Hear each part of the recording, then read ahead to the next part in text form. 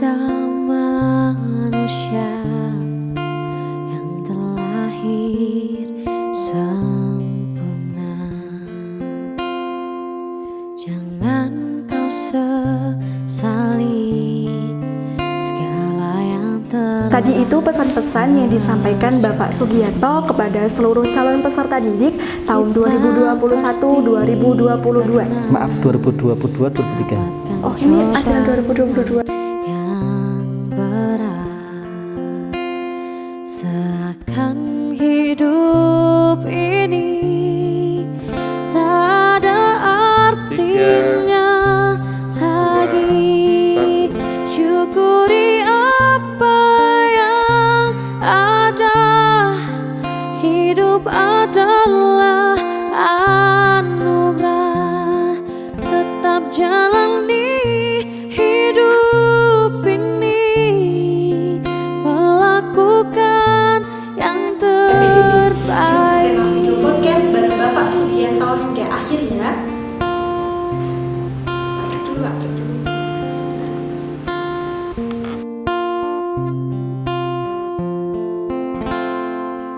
Tak ada manusia yang telah. Assalamualaikum Bapak. Waalaikumsalam. Selamat pagi. Selamat pagi Mbak, sehat? Alhamdulillah sehat. Alhamdulillah. Selamat datang di studio SMA Negeri 1 Pamutan. Bagaimana kabarnya Bapak hari ini? Alhamdulillah luar biasa SMA Negeri Pamutan. Ternyata menulis studio yang Apa yang ada. Hidup adalah anugerah. Tetap jalani hidup ini, melakukan yang terbaik. Tuhan Assalamualaikum pastikan warahmatullahi wabarakatuh. tunjuk Halo teman-teman di rumah, gimana nih kabarnya hari ini? Semoga tetap sehat dan selalu dalam lindungan Tuhan Yang Maha Esa. Oke teman-teman, kembali lagi bareng aku Niswatul Mardia di podcast Mapah. Nah, podcast kali ini ada tamu yang sangat spesial dan yang nantinya akan menjawab pertanyaan-pertanyaan serta kebingungan kalian terkait PPDB. siap. Ya, aku bersama dengan Bapak Sugianto MPD. Beliau adalah Kepala Cabang Dinas Pendidikan dan Kebudayaan Wilayah 3 Provinsi Jawa Tengah. Seperti yang kita tahu, di akhir semester genap, gak cuma anak SMA yang dihadapkan seleksi bersama masuk kampus, tetapi anak SMP juga sedang mempersiapkan diri dalam menghadapi PPDB alias penerimaan peserta didik baru. Masa PPDB dibilang masa paling pelik karena menimbulkan berbagai kegalauan dalam pilih memilih sekolah dan yang nantinya akan berdampak pada rencana jangka panjang mereka di sekolah.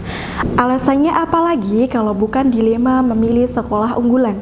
Banyak yang rela mengantri, menjadi cadangan, mengeluarkan biaya ekstra, menempuh jarak jauh, dan bahkan ada yang nekat berbuat curang demi masuk sekolah unggulan. Hal ini menyebabkan banyak dari mereka yang merasa kecewa dan down ketika gagal masuk SMA unggulan. PPDB untuk teman-teman SMP menuju SMA sejatinya masih sama dengan tahun sebelumnya, yaitu menggunakan sistem zonasi dan dilaksanakan secara online. Namun, ada beberapa perubahan yang signifikan terkait Peraturan Menteri Pendidikan dan Kebudayaan Nomor 51 Tahun 2018 dan Nomor 14 Tahun 2018. Apa saja perbedaannya? Bagaimana cara mendaftar? Masalah-masalah yang sering kali muncul dalam PPDB? Yuk simak video podcast bareng Bapak Sugianto hingga akhir ya.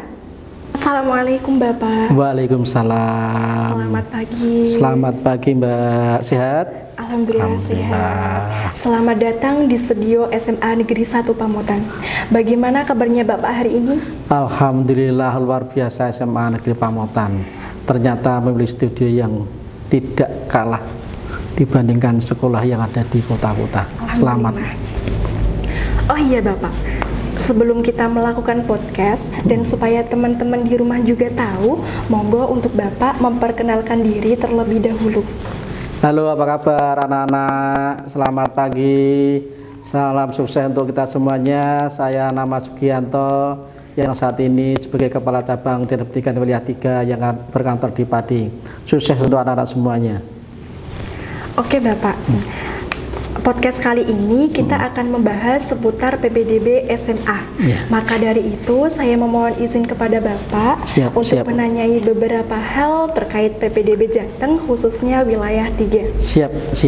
Nah, peliknya masa PPDB kan dialami hampir seluruh peserta didik yang baru saja lulus sekolah ya Pak. Apalagi yang peserta didik yang akan melanjutkan ke jenjang SMA. Banyak dari mereka yang bertanya-tanya bagaimana cara mendaftar PPDB Jateng ini. Cukup, terima kasih untuk anak-anak semuanya bahwa PPDB di Jawa Tengah ini tadi disampaikan oleh Mbak siapa? Mbak Nisma. Ada tambahannya, yaitu mengacu pada Permendikbud nomor 1 tahun 2021 tentang PPDB, kemudian di breakdown ke dalam Pergub Jawa Tengah nomor 12 tahun 2022 tertanggal 31 Mei tahun 2022, kemudian SK Kepala Dinas Pendidikan Jawa Tengah nomor 420 tentang PPDB. Itu rujukan untuk proses PPDB di SMK, SMA negeri se-Jawa Tengah. Terkait dengan pelit atau tidaknya, itu bagaimana kita memahami juknis yang dibuat oleh Gubernur Jawa Tengah. Di situ enggak pelik, apalagi PPDB tahun ini ada sistem zonasi yang sudah berkali-kali. Hanya karena masyarakat masih terpaku ini unggul atau tidak. Dengan zonasi ini untuk mengurangi bahkan menghentikan kesan bahwa SMA ini unggul, SMK ini unggul, enggak. Dengan zonasi ini memudahkan anak untuk mengurangi biaya. Karena apa? Karena anak sekolah dekat dengan tempat tinggalnya, sehingga kos untuk transport menjadi tidak ada. Yang kedua, sekaligus pengawasan orang tua kepada anak yang sekolah pun akan mudah dijangkau. Coba bayangkan misalnya dari Pamotan harus sekolah ke Rembang misalnya, itu berapa puluh kilometer. Apa kita menjamin Mbak Nisma kalau sekolah di Rembang betul-betul sekolah? Nggak bisa menjamin. Maka dengan zonasi ini diharapkan pantauan orang tua terhadap anak menjadi lebih maksimal. Itu. Sehingga anak pun akan lebih dekat dengan sekolah, lebih dekat dengan orang tua, sehingga biaya pun akan menjadi berkurang. Zonasi rohnya di sana, Mbak. Gitu. Ya. Kalau untuk ini Pak, alur pendaftarannya itu bagaimana?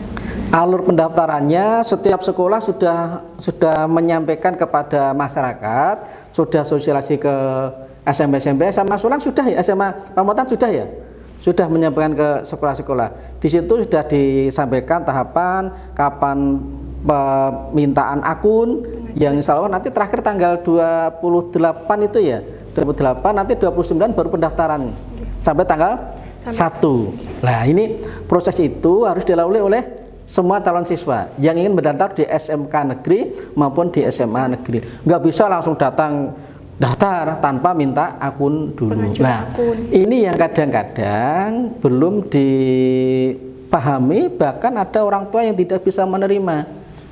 Perlu dipahami semuanya bahwa sekarang sistem teknologi, kita nggak bisa datang ke sekolah dengan membawa berkas seperti zaman dulu. Era teknologi kenapa masih seperti itu? Nah, dengan pengajuan akun ini semata-mata juga masyarakat juga dikenalkan dengan teknologi yang sekarang. Nah, proses itu yang kadang-kadang oleh sebagian orang tua belum dipahami. Gitu. Jika sekolah jenjang SMA, SMA Pamotan harus aktif ke sekolah. Jangan sampai nanti sekolah tidak tahu lah apa perannya. Mau sekolah di sini kok SMA Pamotan tidak memberikan pemahaman ke sekolah. Itu jadi bukan pelit, hanya belum terbiasa. Nah kan tadi Bapak menyinggung tentang pengajuan akun ya Pak. Semisal ya Pak, saat pengajuan akun ada penginputan data yang salah. Nah apakah itu bisa diganti? Itu bukannya ganti akun tetapi direset lagi, kemudian dibetulkan. Jadi kalau salah di tahap 1 Enggak apa-apa, masih bisa dibetulkan. Maka peran dari sekolah itu untuk menyampaikan kepada calon siswa. Sehingga sekolah dibuat loket-loket itu semata-mata untuk membantu siswa yang mungkin kurang memahami tentang masalah akun itu. Gitu. Lalu Pak, SKTM, SKD itu apakah masih diberlakukan ya Pak? Mengingat tahun kemarin-kemarin itu masih menggunakan surat keterangan tersebut. Untuk jalur ini kan ada namanya jalur yang SMA ya, ada jalur zonasi, ada jalur prestasi, ada jalur afirmasi. Nah, afirmasi itu kan mulai dari anak nakes, anak tidak mampu, perpindahan orang tua. Sehingga di sini tidak berlaku lagi yang namanya SKTM, surat keterangan tidak mampu. Karena di situ di jalur afirmasi sudah ada untuk anak yang tidak mampu. Terakomodir di situ lah. Sekarang tidak mampunya berapa persen, semuanya ada ukurannya.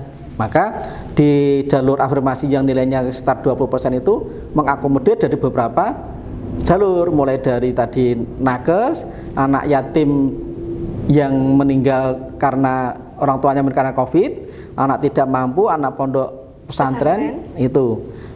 Baru nanti jalur zonasi yang minimal 55%, jalur prestasi maksimal 20%, maksimal 20%. Nah, kalau nanti misalnya jalur prestasi 20% tidak terpenuhi, maka masuk ke jalur zonasi. Maka dikatakan jalur prestasi itu maksimal 20%, tapi jalur zonasi minimal 55% itu. Sehingga kalau prestasi tidak terpenuhi, nanti larinya masuk ke zonasi. Itu. Nah, terkait dengan pilihan, berarti anak misalnya Mbak Nisma rumahnya itu jauh, zonasinya tidak masuk zonasi tidak memungkinkan, maka bisa mengambil jalur prestasi. Nah itu Mbak Nisma kategori jauh, mungkin kemudian dikategorikan masuk di pondok misalnya, pondoknya itu harus masuk ke afirmasi dan pondoknya terdaftar di apa namanya Pak, yang emisnya Kemenak. Tanpa masuk ke esmis tidak bisa. Itu nanti banyak orang mengaku mendirikan pondok padahal di situ sebenarnya nggak pondok, maka masuk ke emisnya Kemenak. Itu jadi banyak jalur tergantung pilihannya kemana. Kalau Mbak Nisma misalnya punya prestasi, ya masuk saja ke jalur prestasi misalnya. Itu pilihannya gitu Mbak.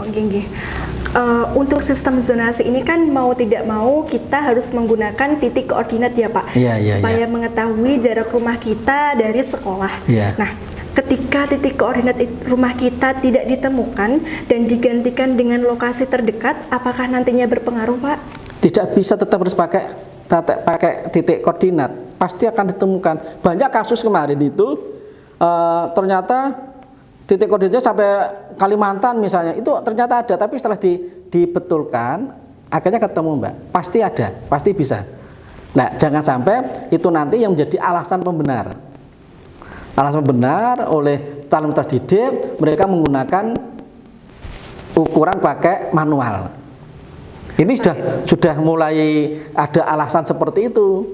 Jadi mereka ke kantor, Pak ini titik koordinat saya nggak ditemukan, terus saya ukur dari rumah ke sekolah ini sekian meter, tapi setelah dicoba dikomunikasikan akhirnya tetap ketemu Mbak. Jadi itu bisa juga disalahgunakan, sehingga tetap harus menggunakan titik koordinat. Gitu. Dan sebenarnya itu titik koordinat diambil dari KK atau domisili pindah Pak? Alamat KK, pakainya alamat KK. Jadi domisili pindah itu tidak digunakan di titik koordinat? Tidak. KK-nya di mana? Nanti kan bisa juga rumah saya dari sini itu katakanlah dari SMA Pamotan itu 5 km dan itu mungkin di luar zonasi kakak saya, kemudian saya bisa cari alamat yang lebih dekat lagi kan bisa, nanti saya pakai alamat ini ya, tetap harus menggunakannya kakak. Ini yang paling adil. Yang paling adil saat ini, sehingga yang kalau tahun kemarin menggunakan koordinat kantor kelurahan, ternyata kantor kelurahan juga banyak di kekurangannya, maka sekarang diambil titik koordinat dari KK. Alamat rumah berdasarkan KK. Itu.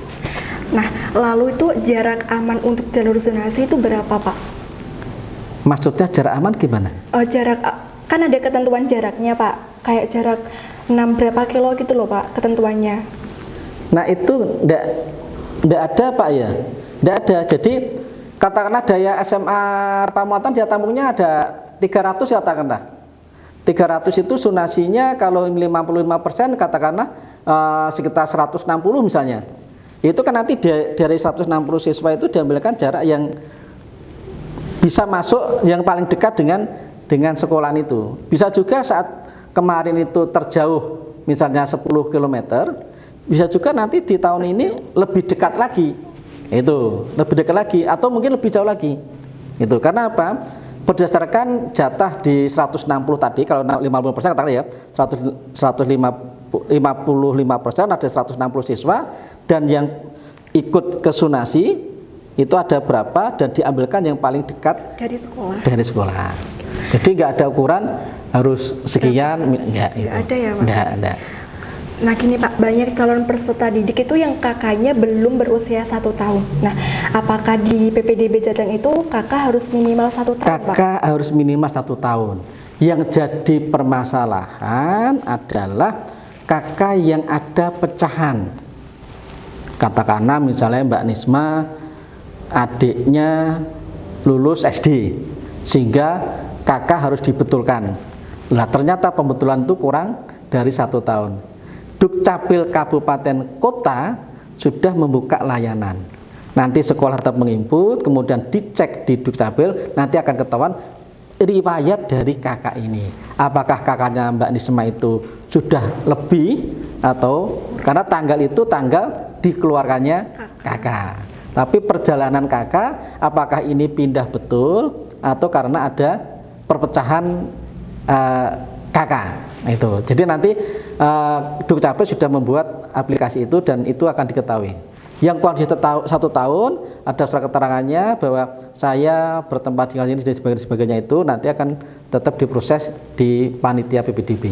Dan nanti akan ketahuan bahwa ini 1 tahun lebih atau kurang dari 1 tahun berdasarkan riwayat dari kakak itu. Gitu. Iya ya.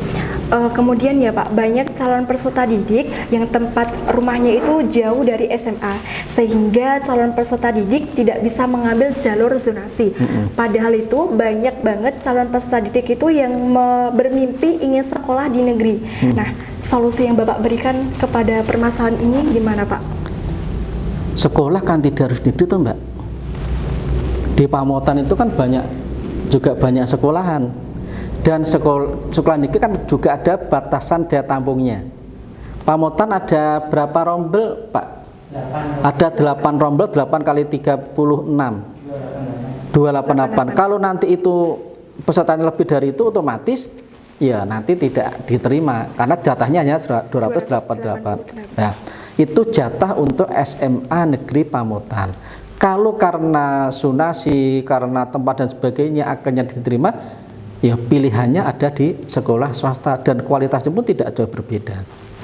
Ini sehingga saya berharap, saya minta Rembang ini kan APK-nya baru 55% atau nggak sampai 60%. Sehingga saya berharap pada adik-adik semuanya jangan hanya menuju pada sekolah negeri.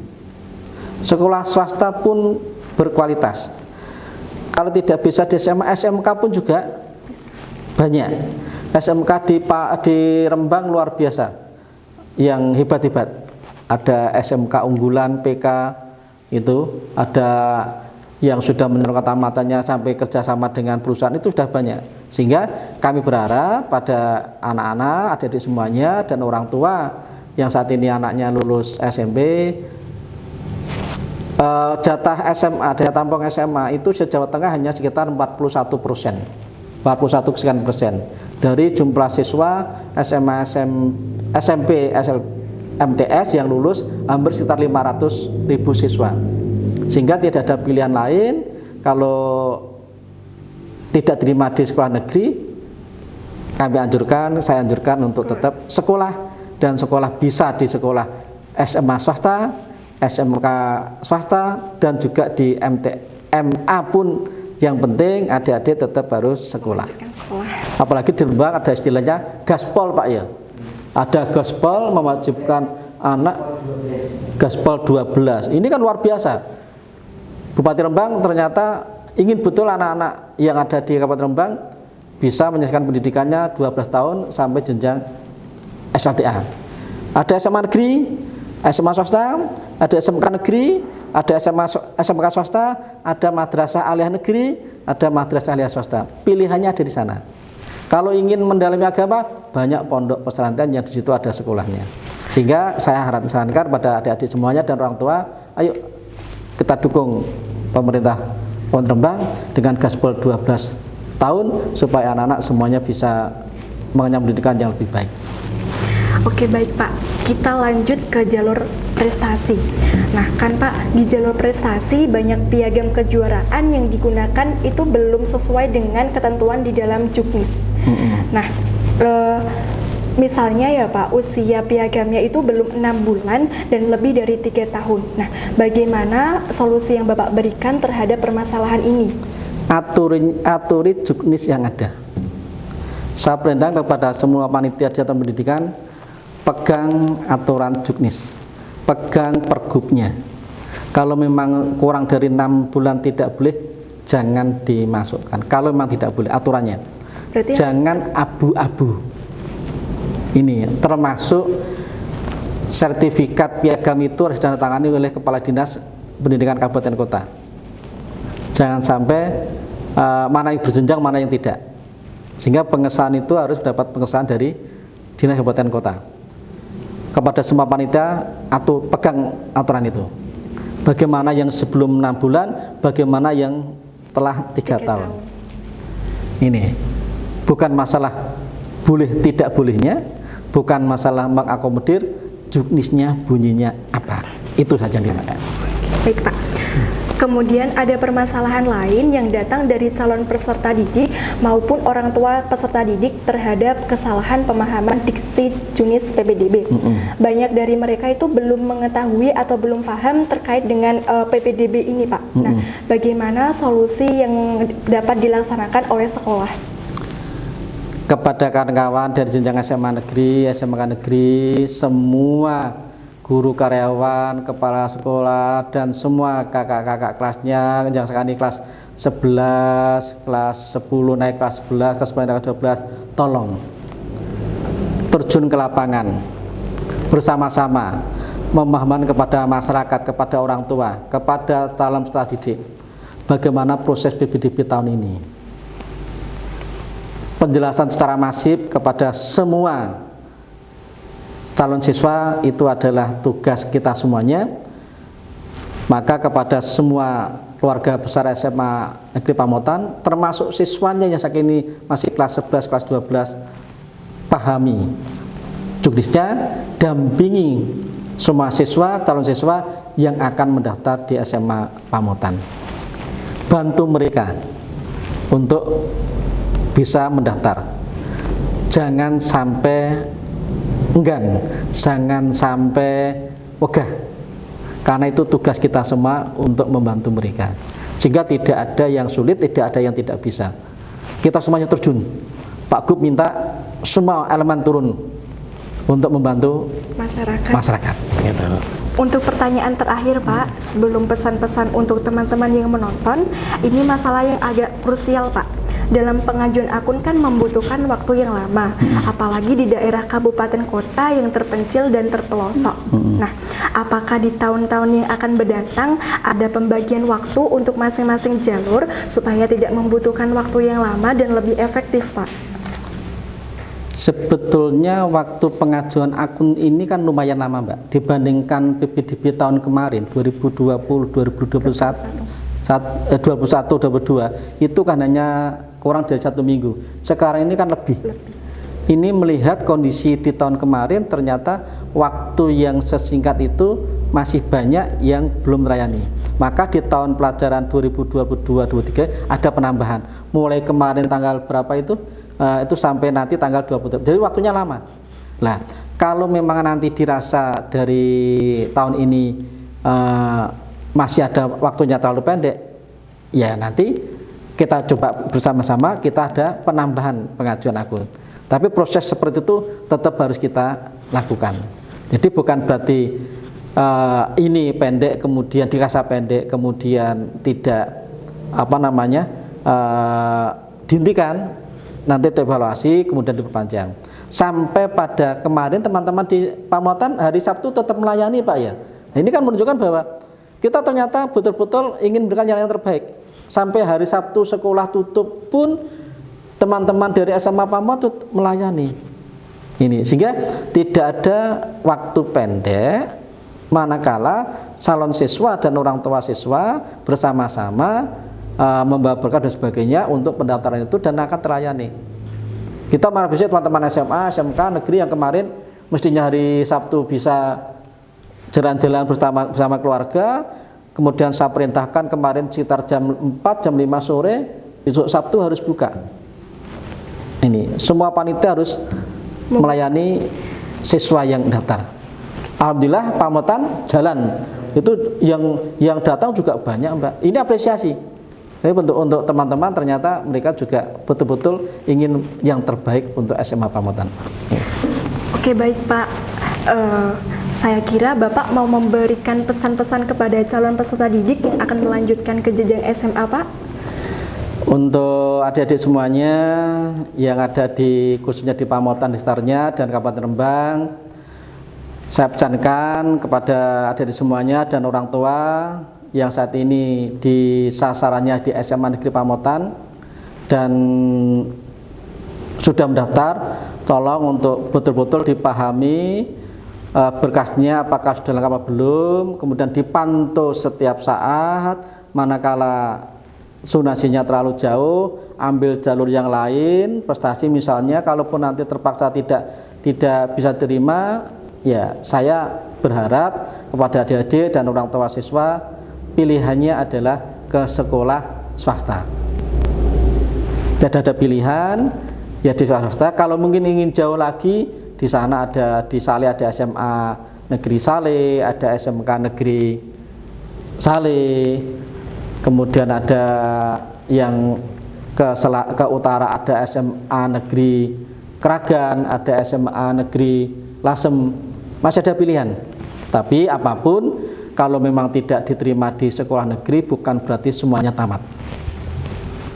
Negeri bukan satu-satunya tujuan. Sekolah swasta banyak dan itu berkualitas. Saya hanya minta kepada orang tua, kepada semua calon siswa, ayo bersama-sama mencari ilmu semaksimal mungkin, setinggi mungkin untuk masa depan kalian. Terima kasih. Terima kasih Bapak. Nah, itu tadi pesan-pesan yang disampaikan oleh Bapak Sugianto kepada seluruh calon peserta didik tahun 2022-2023. Terima kasih Bapak telah meluangkan waktunya untuk datang ke sini. Terima kasih. Salam untuk keluarga besar SMA Negeri Pamotan, luar biasa. Pak Anton luar biasa, tim IT-nya luar biasa. Saya nggak menyangka ternyata SMA Pamotan, sekolah yang di pinggiran, memiliki kelebihan yang unggul. Ini wujud dari pengembangan mata pelajaran kewirausahaan. Ada penguatan life skill. Terima kasih Pak Anton selaku komandannya dan teman-teman IT di SMA Pamotan. Silakan digali untuk yang lainnya. Terima kasih. Kepada seluruh calon peserta didik, selamat berjuang, mudah-mudahan diterima di SMA pilihan, namun dengan tetap menjunjung tinggi nilai kejujuran. Mudah-mudahan kejujuran itu dapat memberikan berkah kepada kita dalam belajar dan meraih masa depan yang gemilang. Amin, saya amin. Niswatul Mardia, salam hangat dari saya, sampai jumpa di video-video berikutnya. Wassalamualaikum warahmatullahi wabarakatuh. Waalaikumsalam warahmatullahi wabarakatuh. Jangan menyerah, jangan menyerah. Oh, syukuri apa yang ada. Hidup adalah anugerah.